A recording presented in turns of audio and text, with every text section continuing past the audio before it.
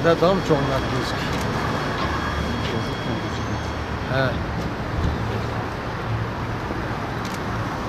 Allah çok yeter.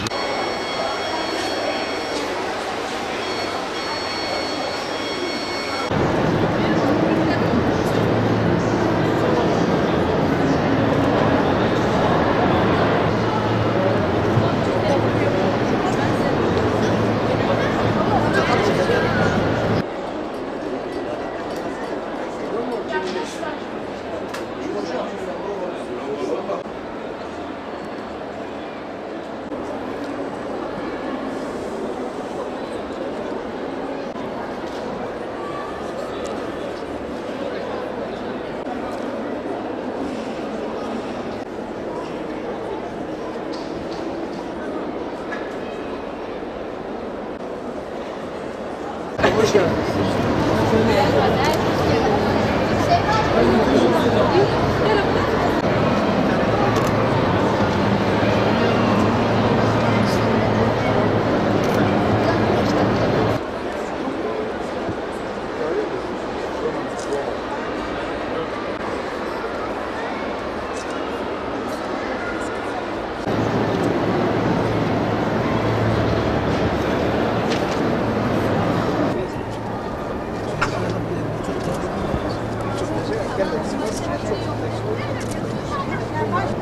Ya tabii bu fuarın açılması çok önemli.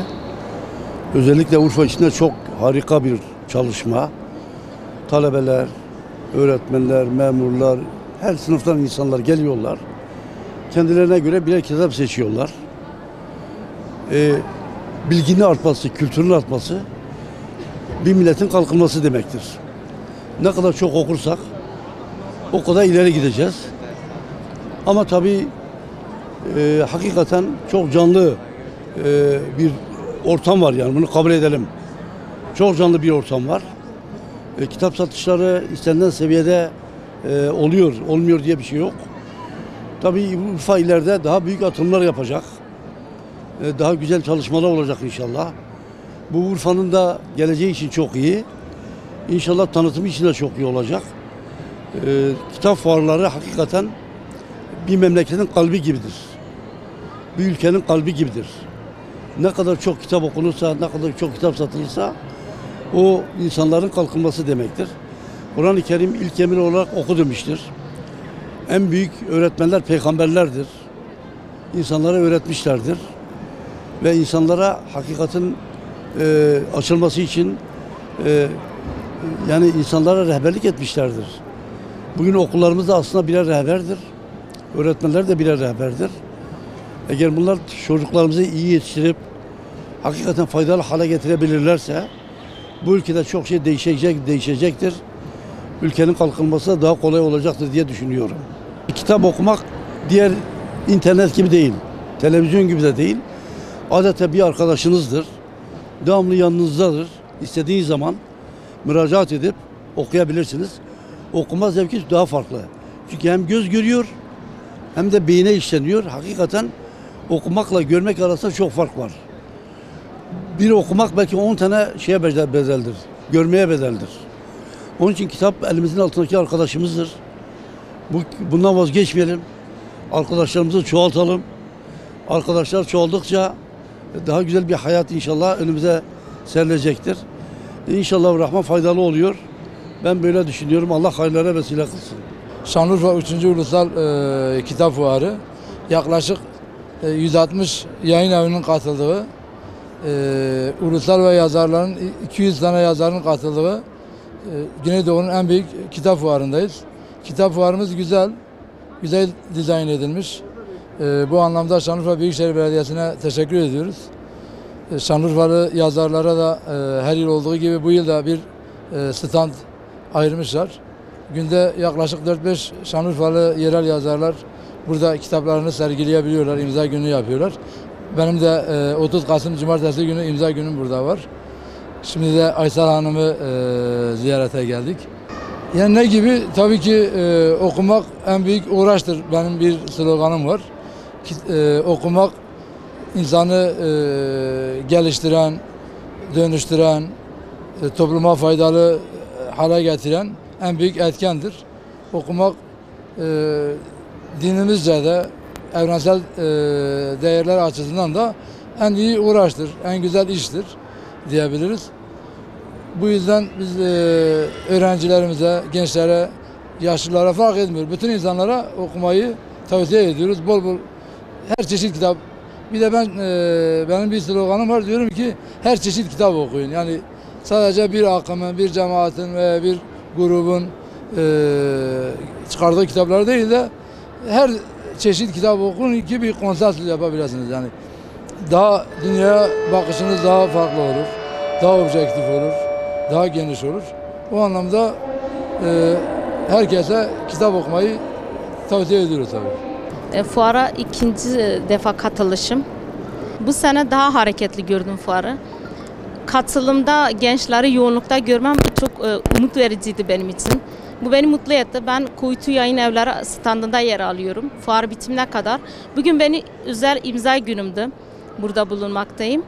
Pek okuyucu bugün görmediysem de yine de ümit varım. Standta çok değerli minik öğrencilerle tanıştım. Kaç gündür buradayım. Ben şöyle değerlendiriyorum. Biz öğretirsek gençlerimiz, öğrenciler okuyacaktır. Yazara çok şey düşüyor. Ben bunu şu anda söyleyebilirim açıkçası. Şunu gördüm, öğrencilerde gelip de daha çok işte bir macera, ondan sonra kitap taleplerini söylüyorum. Macera, aksiyon, vurma, kırma, psikopatvari tarzda eser, roman tarzı işte eser istemeleri biraz dikkatimi çekti açıkçası. Bu noktada yazarlardan şunu talep ediyorum. Özellikle eğer sesimi duyan kalem arkadaşlarım olacaklarsa biraz daha iletişim, aileye yönelik, ahlaka yönelik, gençlerimizi düzeltmeye yönelik.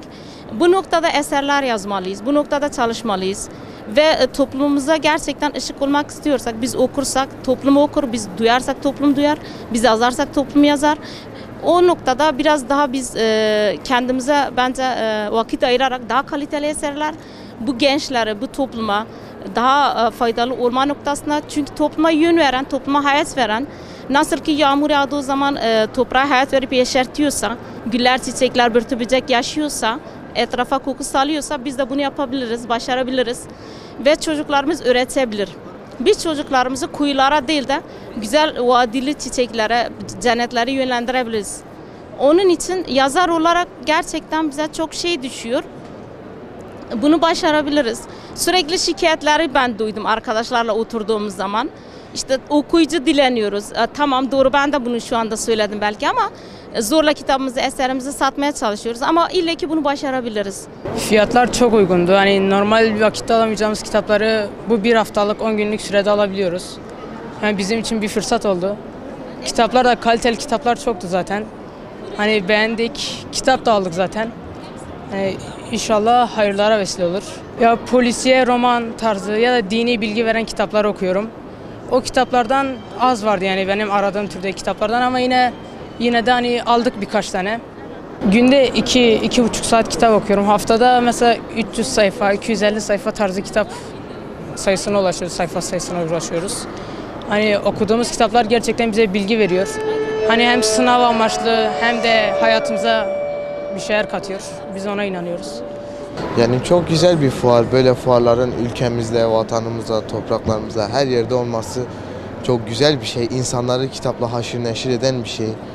Yani en büyük temel olan oku emrini insanlara uygulatan, insanlara tanıtan, açan bir şey. Yani fuarların her zaman olmasını, daha sıklıkla olmasını diliyoruz. İlgi gençler tarafından var. Zaten neredeyse sürekli bir lise girip bir lise çıkıyor. Çok kalabalık yani gerçekten. Şanlıurfa halkının da ilgisi çok var. Buradan yani bütün halkımız neredeyse katıldı kendileri. Satışlarımız güzel, satışlarımız bayağı güzel hatta. Girişler çok var, kalabalığımız var. İnsanlar yani bir şey sormak istiyorlar. Gerçekten bütün herkes fuara bir soruyla geliyor ve sorularına yanıt alarak dönüyorlar. Bu da tabii bizleri mutlu ediyor.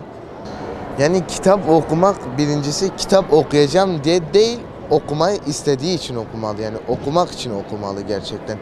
Yani kitap bitireyim, işte kitap budur. Yani mesela bir kitabı kavrayarak okumalı. Mesela bir öğretmen ya da herhangi bir kişi kitap oku dediği için değil. kendisi o kitaptaki manaları, o kitaptaki anlatımı anlamak için kitap okumalı.